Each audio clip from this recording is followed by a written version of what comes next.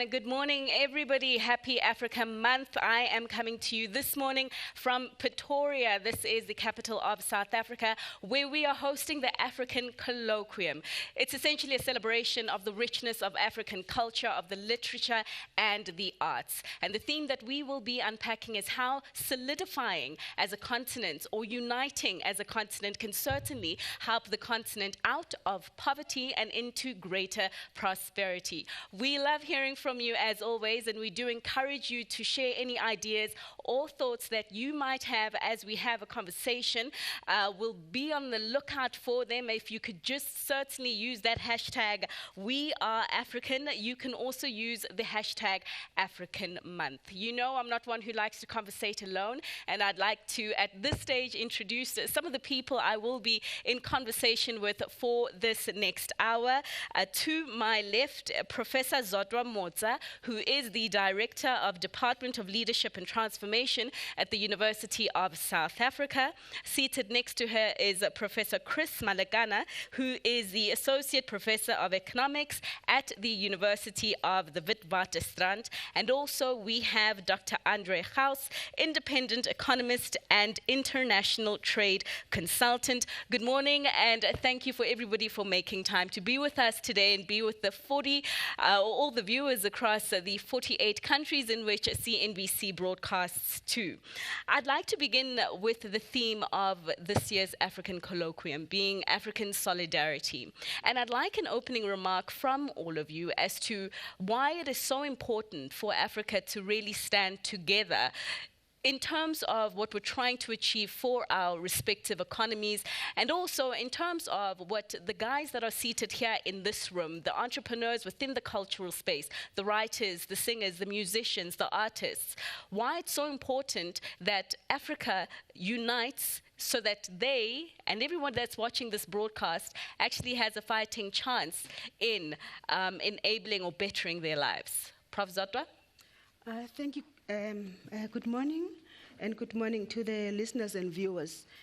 In my opinion, my reflected opinion, the unification of Africa is important because Africa was dismembered. Africa was decimated over a long period of time, but particularly in the 19th century, where the economy stature of Africa was calculatedly destroyed by colonialism. So to recoup our identity as Africa, I think it is important for us to look back to that, what was done to us, and then we can then solidify and reclaim the position that we had as a continent before we were disturbed by colonialism. I mean, 25 years on, if we look at South Africa's democracy, Prof. Malagana, how would you describe, adding to African solidarity and its importance, but how would you describe the state of solidarity as it stands right now? Well, my own assessment is that if you look at the internal dynamics of South Africa, my submission is that the South African economy is not in the hands of the African people of South Africa.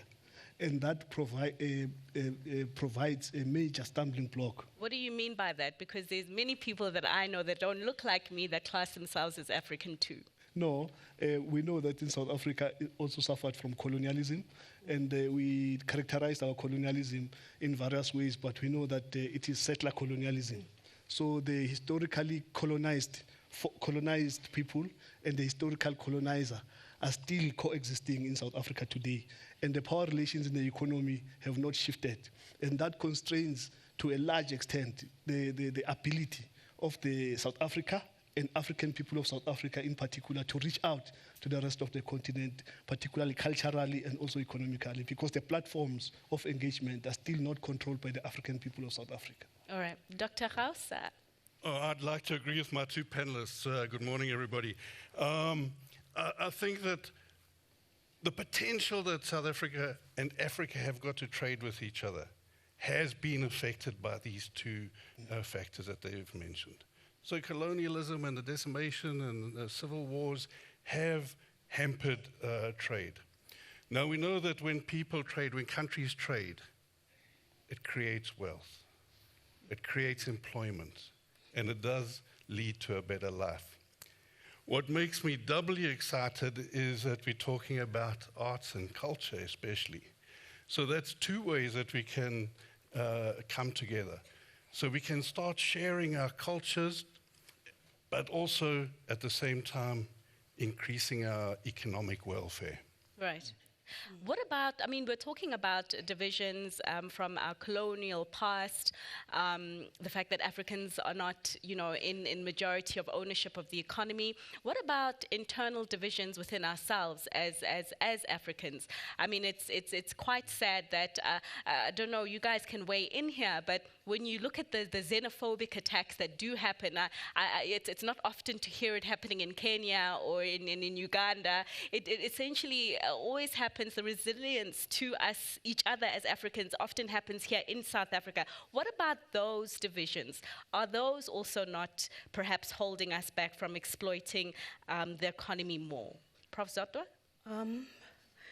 I think that it is not the right approach from our side to start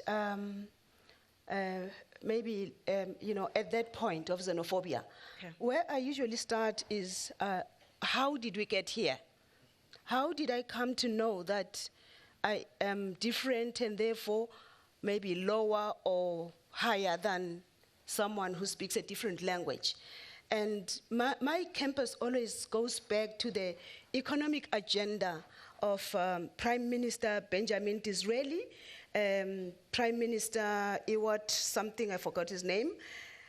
The prime ministers who served in Queen Victoria's court and sat down and said, let us have this agenda to suppress the language of the colonies, to suppress the industries, to destroy the culture, to actually appropriate the rivers and the canals for our own economic growth. Let us inform them that they are inferior to us.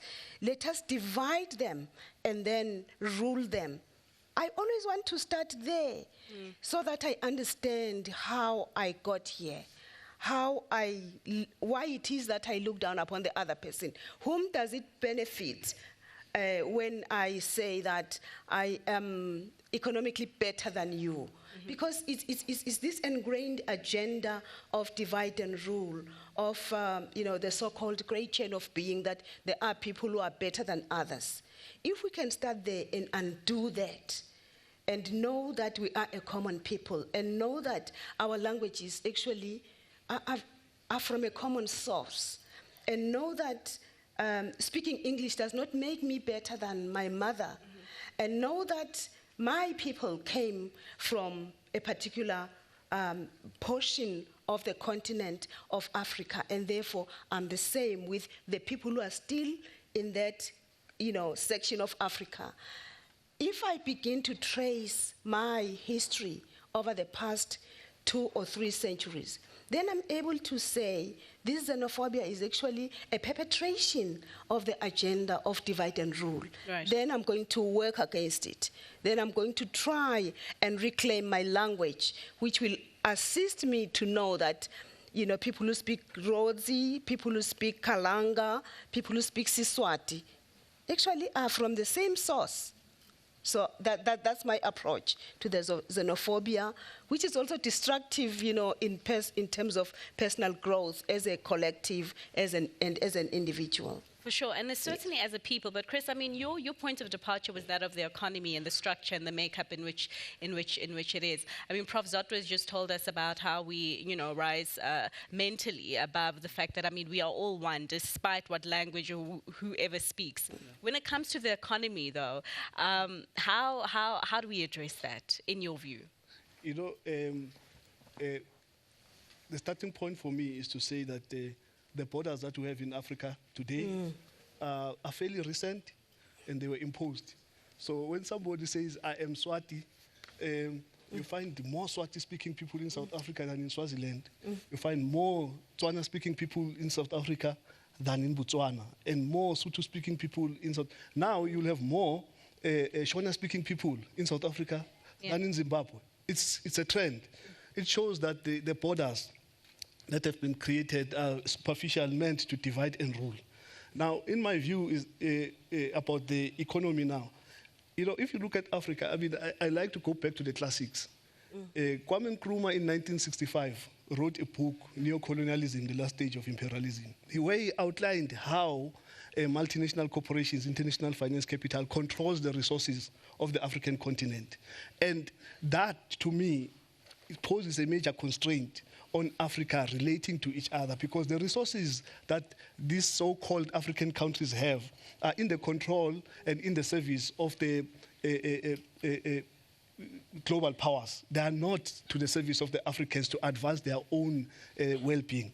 So as long as the African, I mean, I'm putting forward here to say that there's not a single African country that controls a major aspect of its economy. The African people in their own countries are marginalized by multinationals. All right, and I think that there's an understanding that does need to change. I mean, for everyone to win. I mean, the multinationals and even us here in Africa. The signing of that free trade area deal, I think it came into effect just yesterday, and now it's about, okay, let's make it work. In your view, Chris, I mean, how do you see that changing the game? It's not going to change the game as long as the African people don't control their economies. That free trade deal, it is meant for the multinational corporations to integrate their global value chain on the African continent. It's not premised on advancing the African agenda per se, because it is the pressure of the multinationals for the African countries to let go and to dismantle these superficial laws that inhibit trade. So it's all about integrating African countries in these global value chains of multinationals without disturbance of the so-called national laws. Okay, I want to come and talk to you more about the solutions in terms of how we shift that balance of power.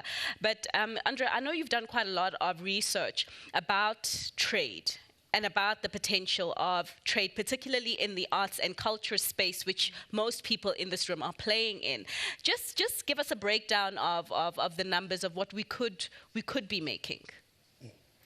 Okay. Just going back to your initial question, I think xenophobia, and I don't want to simplify it, is a complicated issue. Right. It's not, the two following things are not the solution.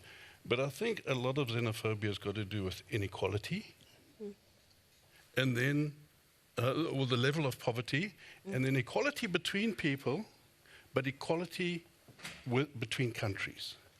So we find that inequality is driving a lot of the distraction.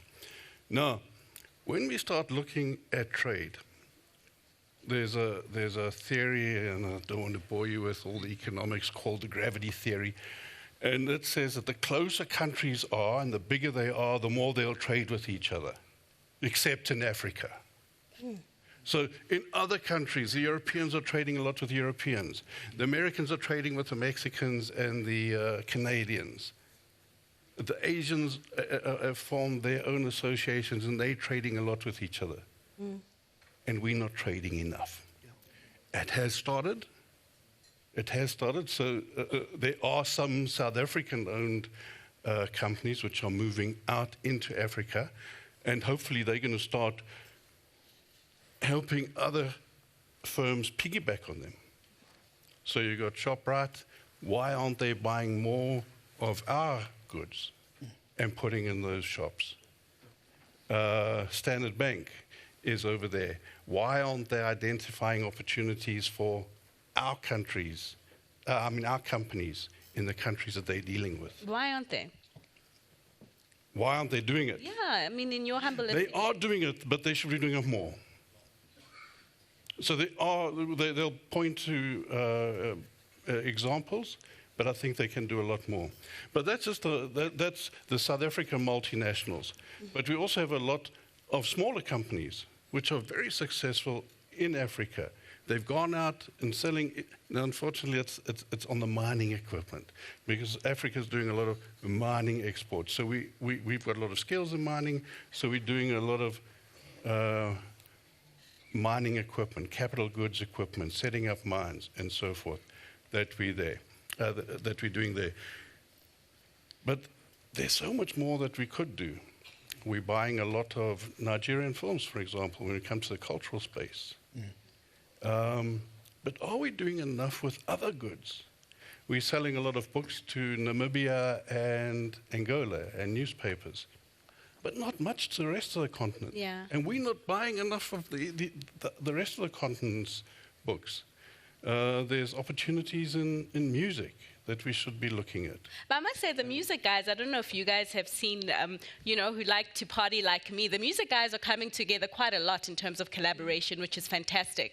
And even on the filming front and television, we're seeing quite a lot more collaboration. But the tone of the conversation so far has been very depressing as to, why are we not doing all of these things? Why are we not exploiting more? How do we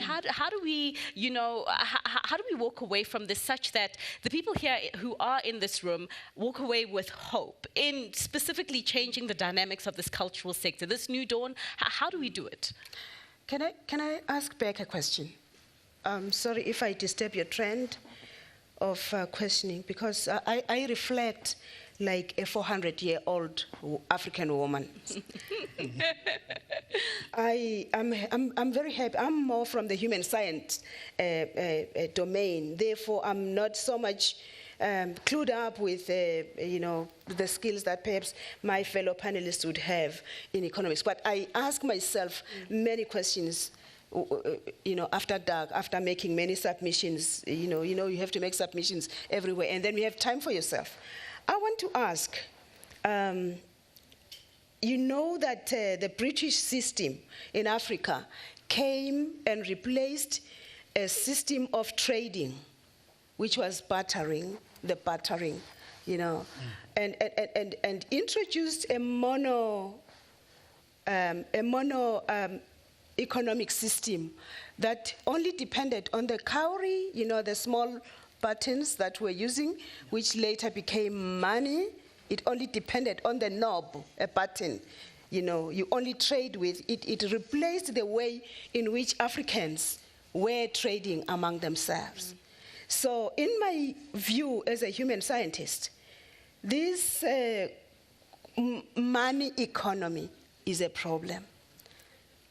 Number one, because we have many other things that we can buy with, but we don't have money in abundance. But maybe as Africans, we could also try and maybe look at the philosophy that Muammar Gaddafi was coming up with. Why is it that we are forever under the dollar and the pound? Why is our currency as a continent, whatever it is, forever under the dollar and the pound? Could we look at that as well? I'm not in that big space, but I'm forever wondering, why is it that the rand or whichever currency we're using is forever under the dollar? And I'm fully aware that the terms of economic trading in Africa were changed, and they are more Eurocentric than they were. Can I pause you there and ask the economist in the room to maybe ask if he has his view? Considering, accepting money for a form of exchange of goods, in my humble view, I feel like perhaps we're maybe too far from reintroducing the barter system, or maybe that can come back again, I don't know. And also, the issue of an African currency, this is something that has been spoken about right now, I think even louder. But where do you stand with this? Okay, for me, the starting point is who controls the central banks in Africa. You look at the reserves that central banks in Africa are supposed to hold and manage themselves. You find that they are managed by, again, international financial houses.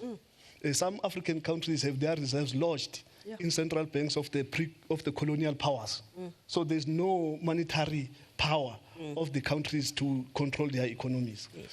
But we go back to that issue of saying that for Africans really to have independent currencies, autonomous economic systems that integrate with the world economy in their own terms, they need to control their basic resources.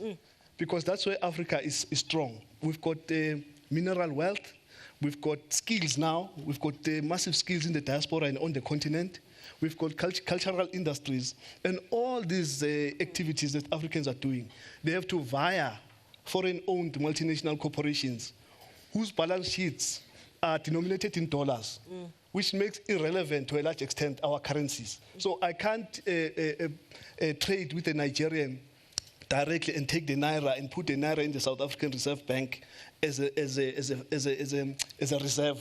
as a foreign exchange reserve. So when I sell something in Nigeria, I take the naira, I put it in the South African Reserve Bank. In Nigeria, they take the rand and put it in there. No.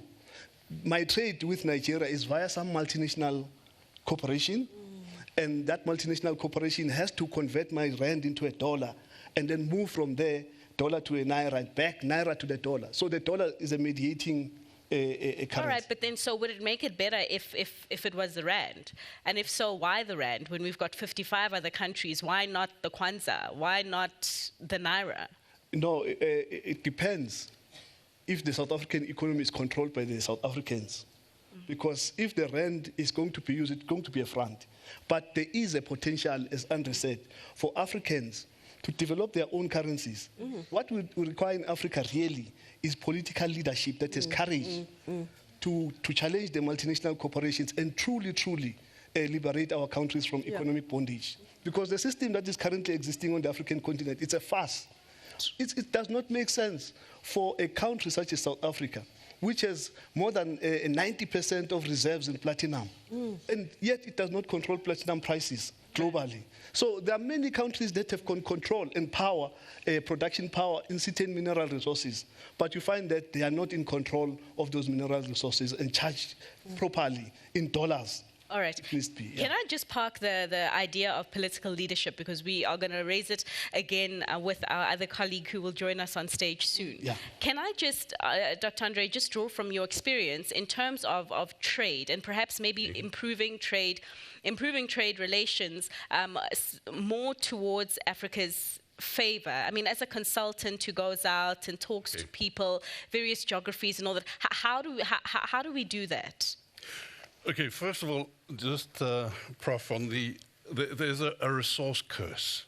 There's a lot of articles written on a resource curse. So if you've got a one particular commodity, it keeps your currency at an artificial level that doesn't really facilitate trade. So, and that's part of the reason why we've got such a fluctuating currency in South Africa, which makes it awfully difficult for exporters. So that's something that I did want to add on. The other thing is, I don't believe we should have an African currency. And the reason for this, and just my own personal belief, is as soon as you do that, you lose control of your monetary policy. So as soon as we look at Greece, they never controlled their monetary policy, and they had an awful time. So what we want to do is at least have a monetary policy that can complement the fiscal policy, the trade policy, the industrial policy, and work together to alleviate poverty, create jobs, and improve our growth. Now, coming back to your question, how do we promote trade? And I think this African Continental Free Trade Agreement is going to play a role. So we're going to start looking at how do we break down the barriers, artificial barriers which have been set up, and a lot of times by our colonialists, bosses in the past. So we've got high tariffs, we've got non-tariff barriers, health regulations, which stop us from trading on a lot of goods. So we want to trade not in commodities, but in value-added goods, in jobs where we can create, in areas where we can create jobs, create wealth, create employment. So we need to look at that. So that's the one thing. So I do believe that the various trade agreements which have been signed in the last decade or so, but especially this latest one, will have an impact. But what needs to go together with that is the infrastructure. So it's no use going to Botswana and and they're our neighbor, and trying to sell something. You've got a huge row of trucks on South Africa's side waiting to go in, a huge row of trucks on the Botswana side trying to come into South Africa, and it takes hours. They sleep overnight to try and get in. Whereas Europe, with the European Union, it's borderless. The trucks flow from one area to another area. That's one thing. So at the border controls. But we don't have good train systems. We don't have good air systems to take our goods there. The roads are not always as good as they ought to be. But like you say, this is something that this free trade deal could hopefully turn around, especially, I mean, if we are adding most of the value of our goods internally, that infrastructure will have to be built up so that that capacity, you know, can be had here. I'm going to put a pause in our conversation right now and take a quick ad break. When we return, we will be looking more closely at the importance of political leadership in certainly driving the agenda of greater African solidarity in order to build a more united and prosperous economy. Stay watching.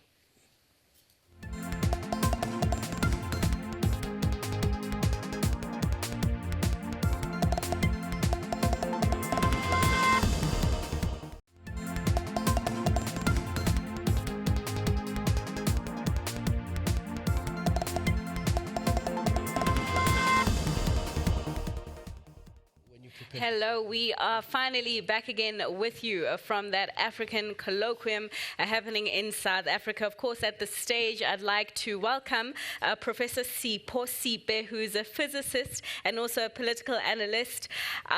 Prof, thanks so much for your time. I mean, we're talking about Africa unity, and I think that what just happened right now by way of infrastructure, the power problems and the challenges to doing business as a result of, you know, insufficient power supply or infrequent power supply. But nonetheless, another very important element in driving the continent forward together is having the political clout and the political leadership to do so. Please weigh in here. Yeah, I was saying most things can be collapsed into simple statements. Right. Like you say, I'm a physicist by training. In physics, we can fly the air like birds and swim the seas like fish. All you require is simply Newton's law of F equals to ma. If you understand that, the basics, a lot of things are possible. So when you deal with also human relations, there are a few things that are also true. Mm-hmm. And one of those is the issue of self-determination. If you do not control the terms of engagement and the terrain of engagement, you'll always be subservient to those people. Our economy at the moment is still has a strong colonial imprint in the sense that we're talking about the extraction of resources that are taken out of the continent and then they are actually returned back at a higher price. There's a study that was actually shown that if you take, for instance, we produce coffee about that costs about 5 billion. That coffee is taken out of Africa. Yeah. And when it gets outside, it gets processed, it gets packaged, it gets branded, and it creates a $100 billion industry. And yet all that activity happens outside. So effectively, even though we have the resources, like you're talking about the resource curse, is that we're not benefiting from that because ultimately we remain colonial in our imprint. All right. I mean, you guys are all in alignment in saying that the terms of trade need to certainly improve. So, I mean, right now, South Africa is taking over chairmanship of the AU, or President Ramaphosa does. In his conversation with global partners representing the continent, how should he be structuring that dialogue such that we're in a situation from now, maybe 10 years from now, where we've got improved terms of trade? Prof, kick it off and maybe everyone can weigh in here. Well, the bottom line for Africans is that are they going to be moving towards a path of self-determination? For as long as you fail at that level, we talk about foreign direct investment, but that is outsourcing your responsibility to foreign players. And we talk about the investment conferences and all that, and people come and pledge. And I can tell you, having been in government in the past, I've attended so many conferences where people pledge and they make promises. But you must also understand that they're not making those promises only to us. They're making it to a number of people. All they are interested in is where they can make a greater profit. So they will then decide whether they give you the money or not. And if they do, then they will dictate the terms of that engagement. For instance, it's not an accident that in the last few years, and actually this very year, you had 5 countries for the first time European countries and America, saying they do not like certain policies that we are advancing, that the only way that you are going to trade with us or we are going to invest in your country is when you abandon black economic empowerment. That the reason why they can do that is because we have become subservient to them. Actually, we're now beginning to worship the new gods. And the history of Africa will tell you, and if you go to Zimbabwe and say, when you talk about foreign direct investment, we've been waiting for that creature. When is that coming? And we're now old. So the first thing that you must do is to take control of your own economy. Make sure that development is not dependent on other people. For as long as you outsource that responsibility, those you outsourced it to are going to determine the pace of your own progress. Your progress will be dependent on those partners. So we are not, at the moment, we have not mentally dislodged ourselves from colonialists. For instance, all African countries, the biggest trade, the largest trade is with their former colonial empires.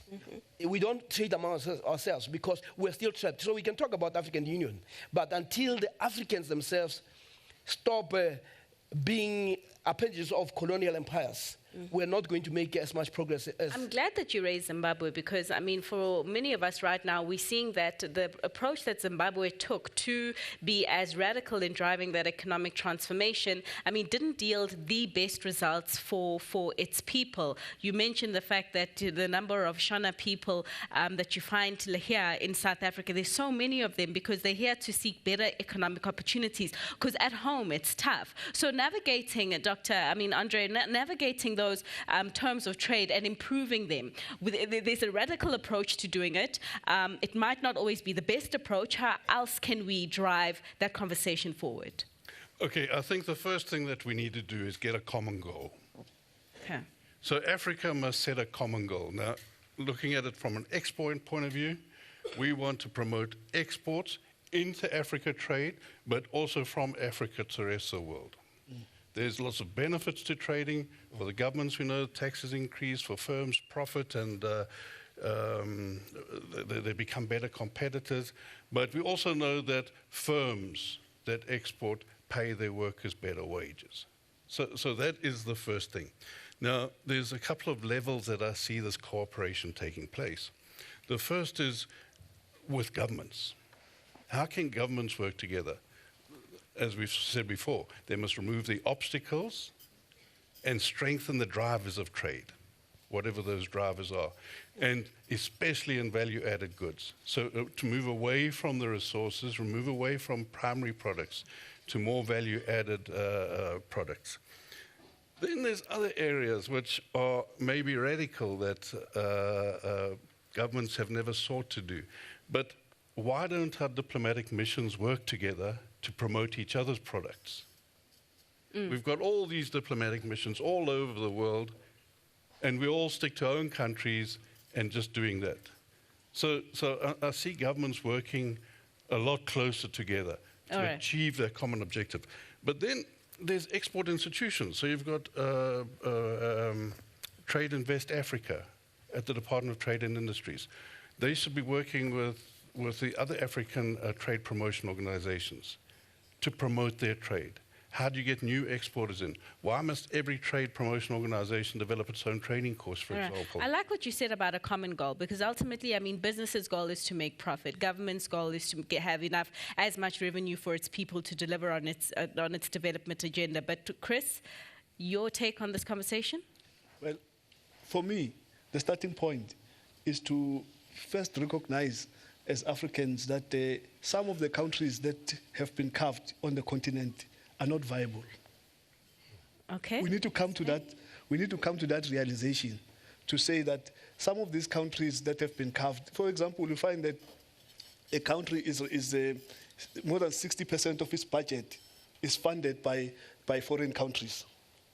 You know, so that limits that heavy fiscal reliance on your former colonial masters, limits your ability to develop policies that are geared towards an African agenda. Because if you adopt certain policies, then the colonial master is going to switch off the taps. So most of the African countries, if you analyze their budgets and how they are funded, you will find that they are funded by the colonial masters. So the starting point to me, I think, as Africans, we need to indeed adopt that radical approach. If you ask me, what have Zimbabweans done wrong? In my view, they've not done anything wrong by reclaiming their land and addressing a historical injustice, which we in South Africa are avoiding. And if you check the level of integration, the Queen Victoria, was more visionary. In fact, Cecil John Rhodes seems to be more visionary than most of the African leaders today. Because the Queen, when they formed South Africa was not what we see today. South Africa actually included up till Zambia. Hence, the formation of the ANC. It was not the African National Congress in South Africa.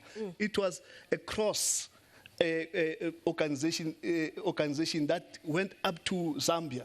If you look at the history of the formation of these movements, they were pan-African from the start. So my view is that if we want to stimulate trade, then there needs to be a commitment to begin building infrastructure that connects the people of the African continent, independent of what the multinationals say. So we need to build those infrastructures, unlock those trade flows, and begin to integrate people culturally. I mean, we spoke about the cultural industries. I mean, you look at the platforms through which we disseminate our culture. Those platforms are not owned by Africans, particularly in South Africa. So even the content, I mean, there was a battle in South Africa to have African content being 90%, local content being 90%. What about African content? There's been a step back and scaling back of the carrying of the African cultural Chris, when you say, I mean, specifically the radical approach in Zimbabwe, and you say that it's your view that there's nothing wrong with that, then what's your view of, the economic plight that those people are living in right now? Okay, there are weaknesses in the political system, political leadership in Zimbabwe that we can talk about. But the principle remains that if you check Zimbabwe, for example, I always give this example of platinum. South Africa, when Zimbabwe was adopting that radical policy, it was sanctioned, right? Platinum from Zimbabwe could not be sold internationally because the country was basically sanctioned. And who filled the gap in the market that Zimbabwe was filling before it took the radical policy? It was South Africa. Because South Africa simply increased the platinum production to close the Zimbabwe gap. All right. So we did not unite with this Zimbabwe. If you look at platinum, you need Zimbabwe, South Africa, and Russia to create an OPEC of platinum and set the platinum price. But it's not happening because the biggest producer of platinum is South Africa, and the South Africans are not controlling that product. So there's a need for Africans to really be honest with themselves and to say that we can't negotiate our way out of this. We need to break completely with the colonial relationships that we have and begin to reimagine and reformulate our way of reintegrating with the world economy. Yeah. Prof. Sata? Yes, I agree. I agree with Chris. While I'm moving forward with my answer, I'd like us to think about what one economist calls economic hitmen. Yeah. There are economic hitmen who watch and see how certain countries which have a lot of resources are galvanizing and organizing themselves, and then they pull the rug. So we keep that in mind. But to move forward, I think that it is actually a good thing that we as South Africa are holding such a high position in the matters of the continent, like the AU. I would have loved in 2013, when the OAU flag came down and the AU, and the AU took over, that we as African heads of state talk about, reversing the borders that were put up by colonialism. I know it's a big, it's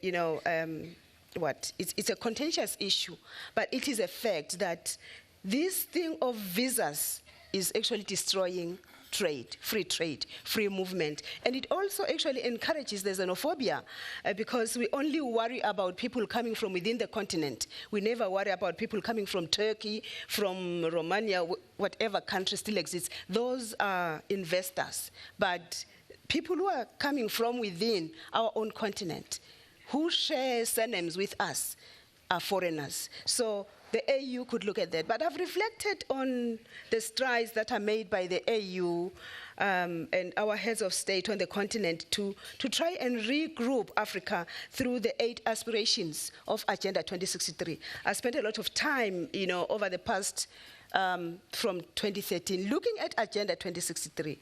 It is a good blueprint that we can start engaging with. I know that it may not be a popular document down here, but it is very popular. I spent about 7 years in Ethiopia, and I know that across the continent, people are using Agenda 2063, the Africa we want, to try and build a common Africa that will, in 50 years, be given to our children as the Africa that we want.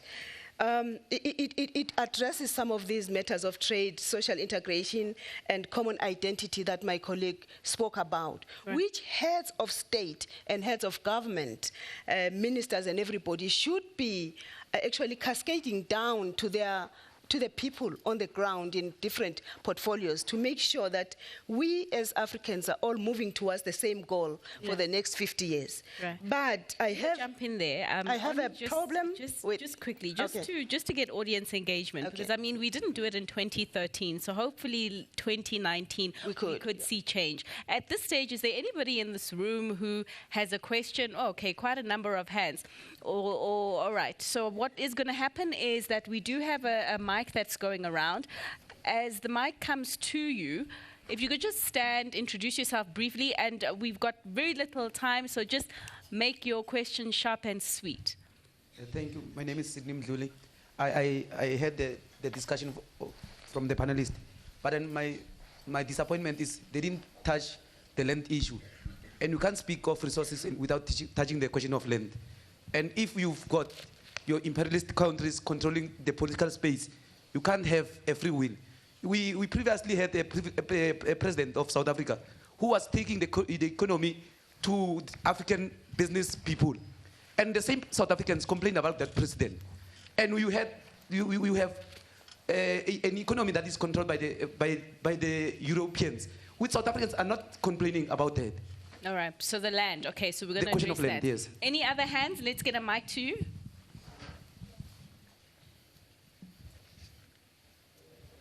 Hello, everyone in our panelists. My name is Golani Mahlangu. I am from the Ditsong University of Technology. For me, it's not an issue of land or anything. Resources in terms of agriculture, not that. I think we are past that age right now. We are more moving into the 4th and 5th industrial revolution where we're doing technology. For me, my problem with the African economy is that it's youth exclusive. Most of the companies, the big companies, the top 5 companies which you can count now, all of them, they were created by students who were sitting in their dorm rooms at university. But in Africa and South Africa, we have universities where we just go study and expect to be employed. We don't have resources whereby we have to go explore, come up with ideas, see if those ideas turn into big businesses. My problem with Africa is that our economies are not youth improving. All they are doing is improving the bureaucratic ways which we inherited from the colonialism and everything. I think many people will agree with you. Yeah. Okay. All right. Okay. Hello, everyone. My name is Lomahano from Salcia Environmental Solution. My question is that I really listen what is being talked here, but there's a challenge that most of the panels, when they are talking about the development of Africa, they are not basically addressing the issue of what's this? Why am I forgetting this? It will come. Yeah. Basically, what I would like to say is that focusing on the Europeans, the manner in which they have controlled Africa. It's a system. And African leadership or African politicians are agreeing to that particular system. There is no African system that focuses on Africa. And the Protocol of Zion was created to ensure to it that Africa will remain poor. And the European will always steal from us. All right. And the New World Order as well is a system that was developed from the same program in order to ensure that Africa remains as it is. The status quo in Africa will remain like this until we have leaders who will stop this, the protocol in Africa. So an African system to focus on Africa. Sure. Let's just grab one more hand there, and there's quite a few. Ma'am? Oh yeah, you can go so long, thank you. Thank you very much. My name is Congress Matlangu. I think one comment that I wanted to ask probably is the fact that I think we must admit and accept that African leaders in particular, or African people in particular, we are just good talkers. We are not implementers.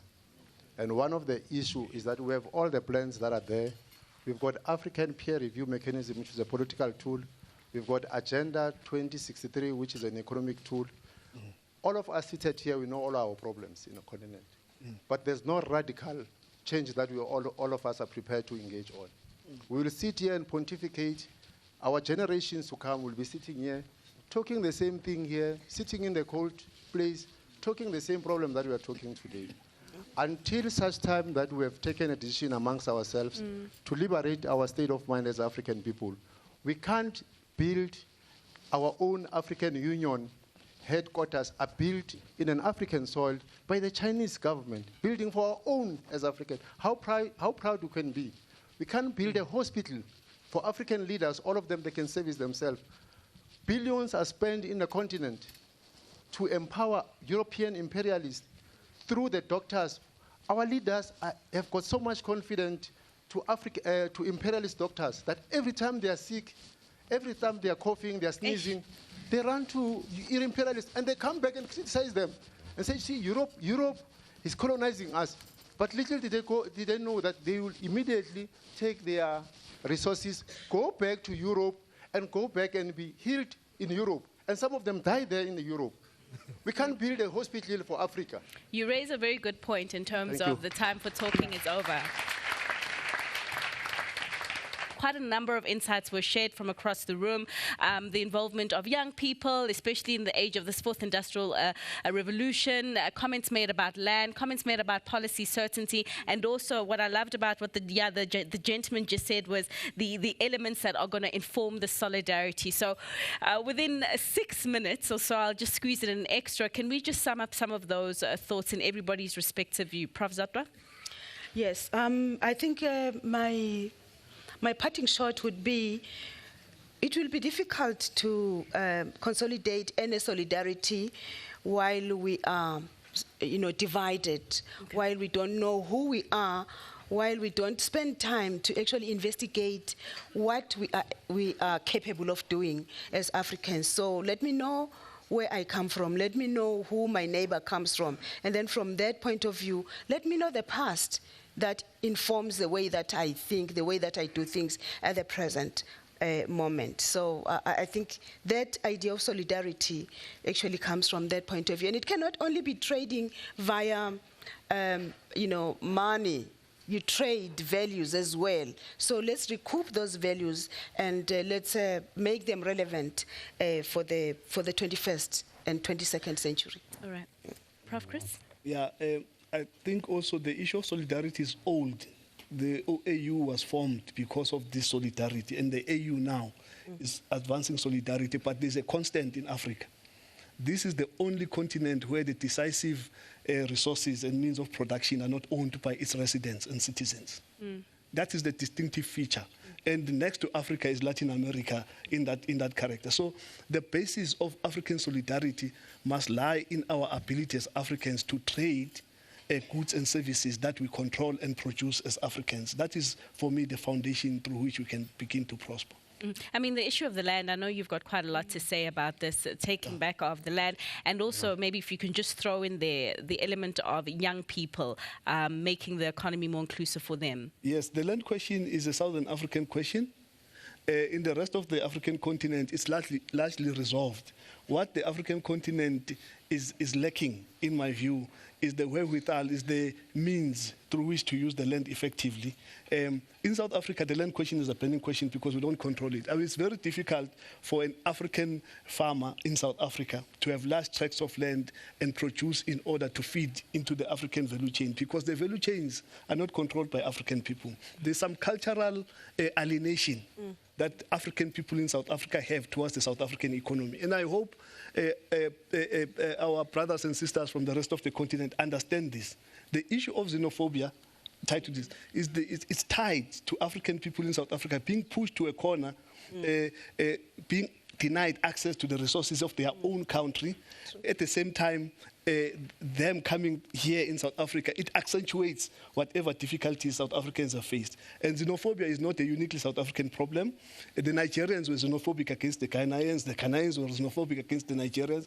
It's a phase through which South Africa is passing. But the key thing is that the South African people in this country do not control their country. All right. Yeah. Dr. Andre, perhaps something for the young people out there. Come on. Exactly.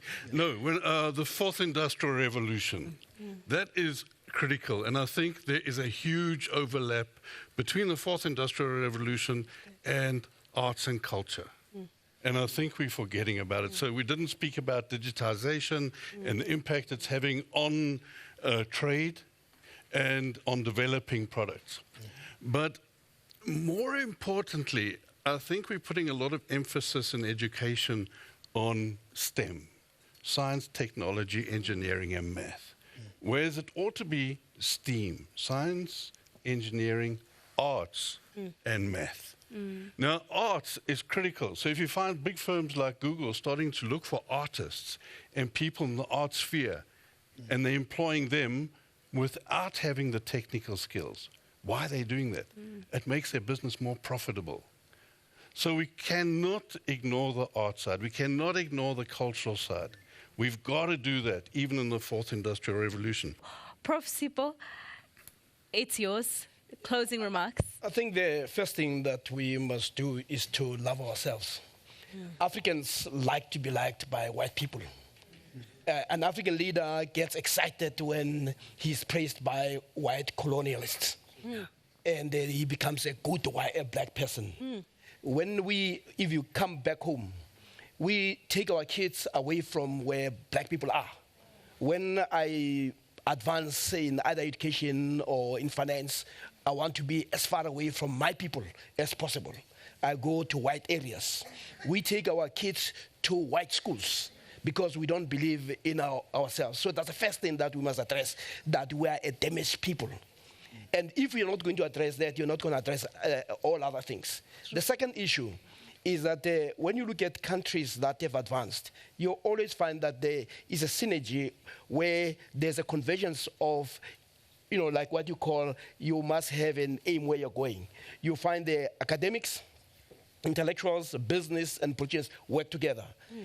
In South Africa and in the rest of the continent, you hear most of us who are so-called intellectuals. What do? We spend time finding fault with government. You go to the United States, you'll find that the American governments and presidents will always seek solutions from the academics, from universities. I mean, Barack Obama, in his cabinet, he had a guy who was Nobel Prize winner in physics to lead energy. So you didn't see this always antagonism that we have. It's only in Africa and in South Africa. And most importantly, we think that we are going to develop on the basis of foreign languages.